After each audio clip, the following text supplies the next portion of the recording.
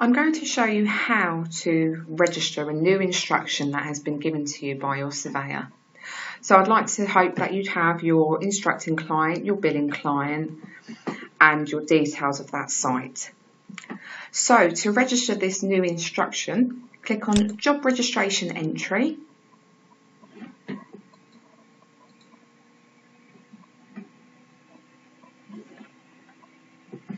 And if you click on the Add button, again, this is similar to when you register a client, you need to choose a surveyor. So I'm just going to choose David Rainsford. Now, you've got three choices when creating a job. A lead job is defined by the last four characters, which are generally 4 zeros at the end.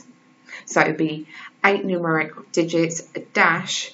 It will be your office code, so for example, LW or NC or BI, dash, and 4 zeros. If your surveyor is doing work for another office, but you need to recharge some costs back to them, you'd have to create a sub-job, and you'd need to type in this box, which is currently greyed out. It'll become textable when you click on sub-job, and put the job number in that is for that other office for it to create a sub-job for you. But we're going to be creating a lead job. So again, you need to put the name. Then this is your name of site. So I'm just going to use the Shard of Glass. If you hit tab down or click down, it will pull the name into the short name. You can amend this if you want and have it saying something else, but generally people leave it there. Additional information is anything you really want to put there regarding that particular site. But please bear in mind when you create the invoice, the information that you put in here will appear. With the contact, I recommend this is the site project manager. So if you put their details in there and your specific reference number, it could be 0001 dash and DR for David Rainsford, or whoever your surveyor is. It's completely up to you or how your surveyor wishes you to register it. The next tab is client. Now you've got instructing client and billing client. Now sometimes you find with certain jobs, instructing client is one, billing client is the other. Sometimes when you set up a job, you might not have the billing client straight away. And so just so you're aware, you can just put an instructing client for the time being and modify the job a bit later on, which I'll be showing you later on in the tutorial. But I've got some client numbers down at the moment, so I'm just going to pick this instructing client, which is HSBC, and then Nationwide as a billing client. It can be the same, it can be different. So this is completely down to your surveyor and the details he has given you. The next tab is analysis.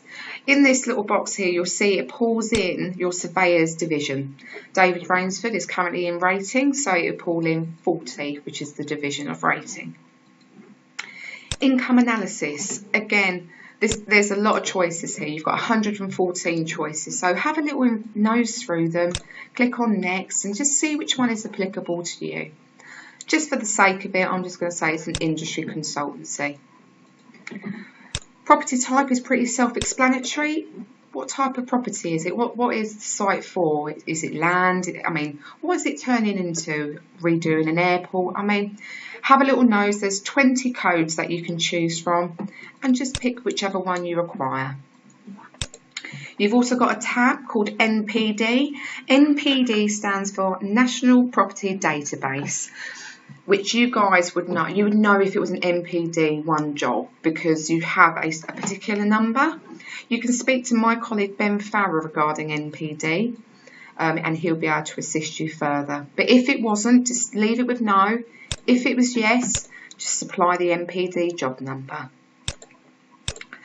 With property, this is where you put your property details. So if there's several flats, you can put unit 1 to 20, Giraffe Street, for example. You can just put as many addresses as you like. I mean,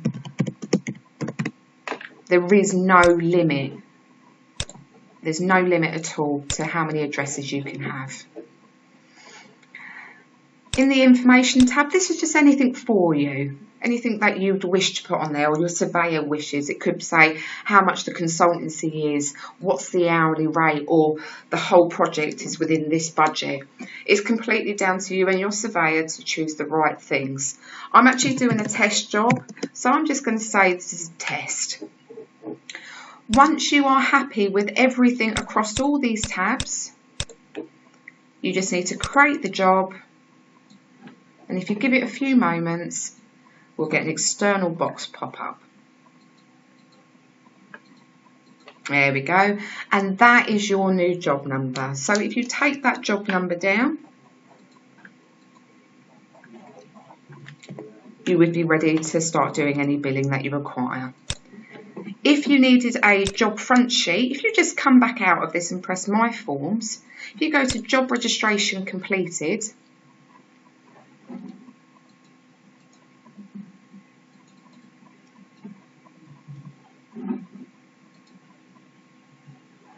there we go, there is a few here. What you can do is you can click on Job Details Report, and then an external window would pop up, and then you just press File and Print, and you'd attach that to your file. And that is how you create a job.